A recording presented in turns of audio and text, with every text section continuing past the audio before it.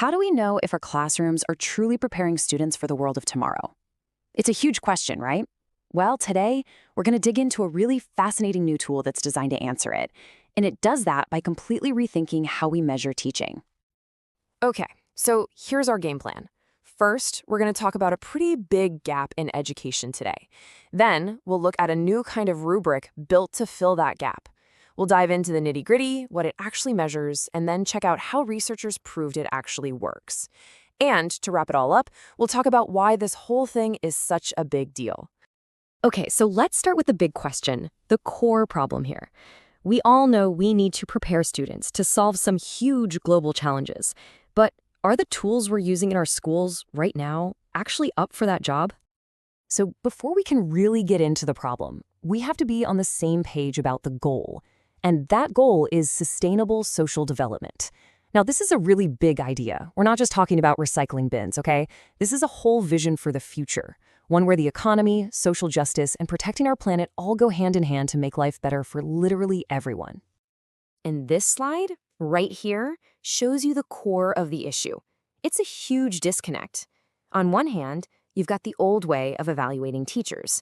You know, simple checklists, rating scales from 1 to 5. They're fine for checking general boxes, but they totally miss whether students are learning to have a real-world impact.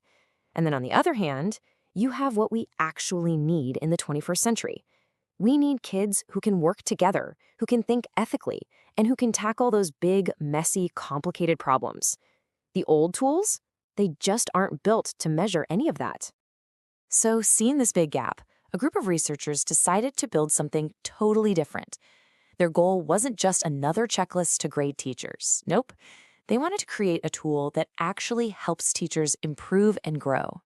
And what they came up with is this, a socioformative rubric. Now, that sounds a little academic, so let's break it down.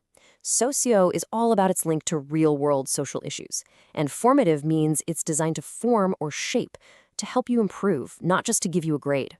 So think of it less like a report card handed down from a principal and more like a personal GPS for teachers. It's a self-evaluation guide that shows them exactly where they are and gives them a clear path to get even better. So what's the bottom line here? The whole point of this rubric is to connect what a teacher does every single day in the classroom directly to that big picture goal of helping students become active, capable people who can go out and actually improve their communities. Okay, so what is this rubric actually looking at? What's it measuring? Let's dive into the 8 essential practices that are at the core of this whole thing. Yeah, the whole thing is built on these 8 key teaching practices. Researchers basically identified these as the absolute must-haves for helping students develop the skills for sustainable social development. So the first 4 are all about laying the groundwork. It kicks off with number 1, which is just raising awareness, getting students to see the real problems happening right there in their own communities. This isn't theoretical stuff. Then number 2, you give them the skills to solve those problems. Number 3, you have them create something real, a tangible product or project, not just another essay. And maybe most importantly, number 4, you ground all of that work in universal values and ethics. And the next 4 build right on top of that foundation. We're talking about number 5, real collaborative work. 6 is developing complex, critical thinking.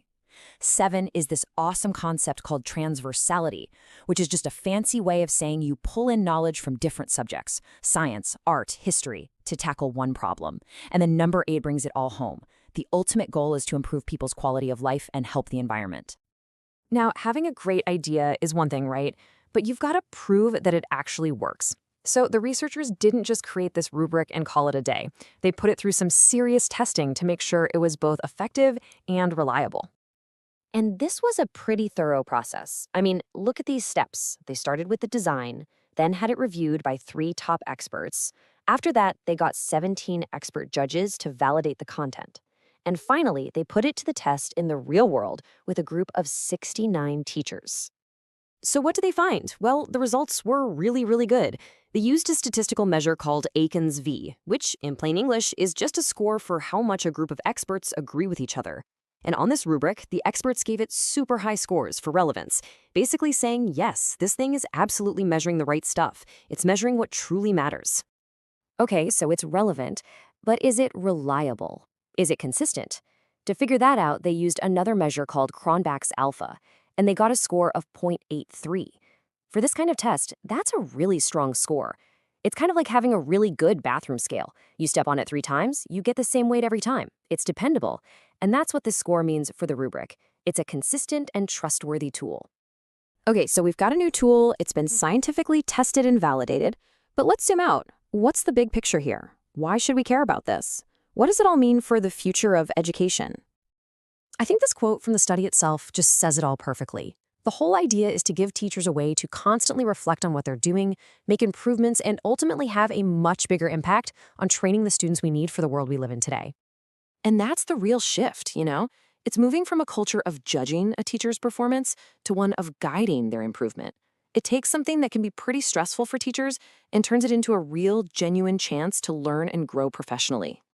And that really leaves us with one final, pretty powerful thought. The tools we use to measure things, they don't just show us where we are. They actually shape what we do. They change our actions. So if we can change how we measure what makes a good teacher, maybe, just maybe, we can change the world that our students go on to create. For anyone who wants to go deeper and read the original study, we've put the full source information right here on the screen for you. Thanks so much for joining me for this.